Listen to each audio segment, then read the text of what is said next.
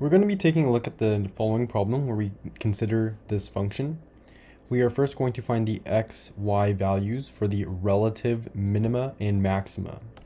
Well, to find minima and maxima, what we're going to do is first take the derivative of this. The first derivative will give us the minima and maxima.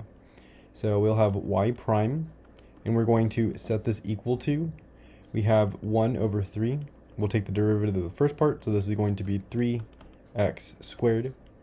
We then have a minus 2, and the derivative of this next part is 2x. Then we have a plus 3. The derivative of this next part is just x to the 0, which is 0. We don't put anything here. And then we have plus 0, because the derivative of any constant is 0. So let's rewrite this a little bit neater. Our y prime is equal to a x squared, because the 3's are going to cancel out, minus 4 times x plus 3.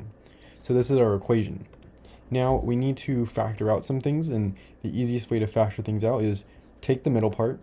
If we don't have anything in the first part, we take the middle part, and then we're going to draw these two arrows. We'll have a plus sign in here, and then we'll have a times equals to whatever is this last part right here. So this will be a 3 for this problem. And now what we have to do is find the two values here and here. These values have to multiply, so this times equals to 3. They have to multiply to 3, and then they have to add to be this negative 4.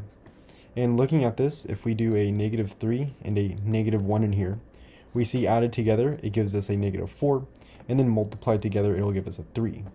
So we know that our equation is going to be x minus 3, and then an x minus 1.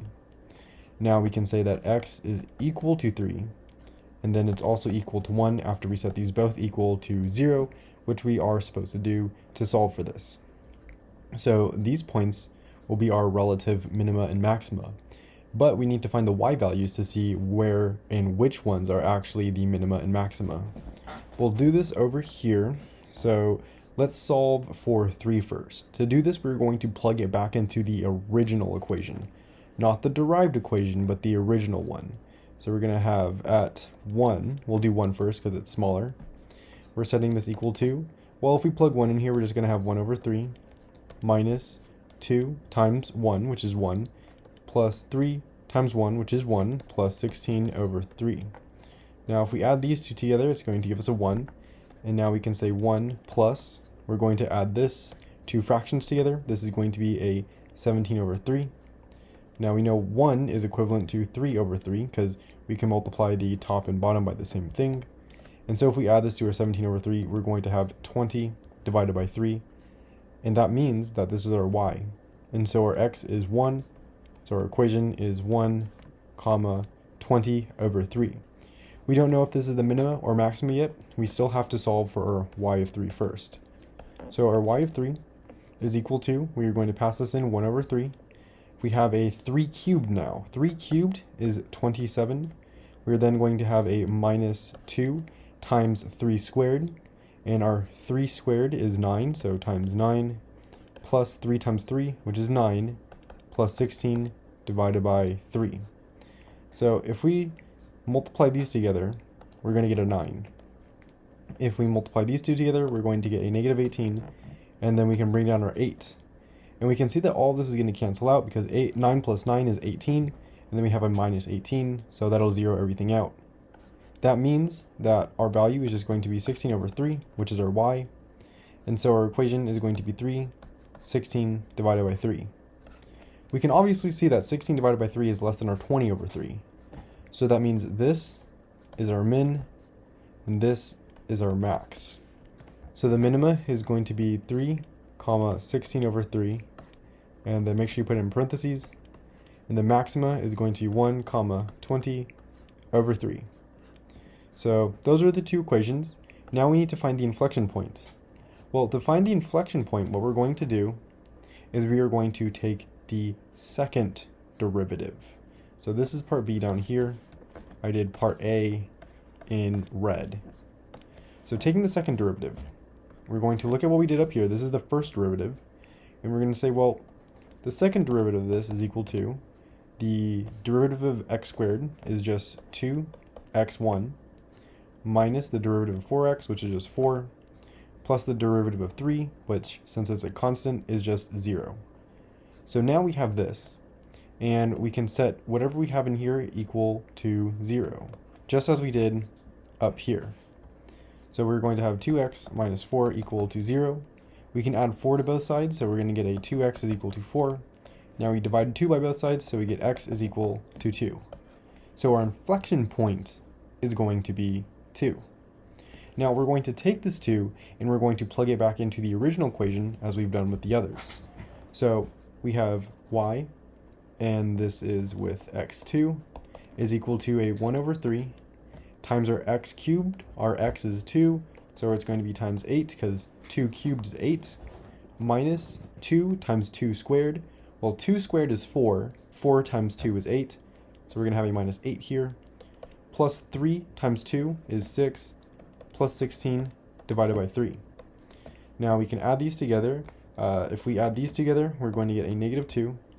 If we add the fractions together, we're going to get a plus 17 divided by 3. Now negative 2, if we multiply it by 3 over 3, which we can do because if we do the same thing to the top, we can do it to the denominator without changing the rest of our equation. We're going to have a negative 6 divided by 3 plus 17 over 3. I made a slight mistake though.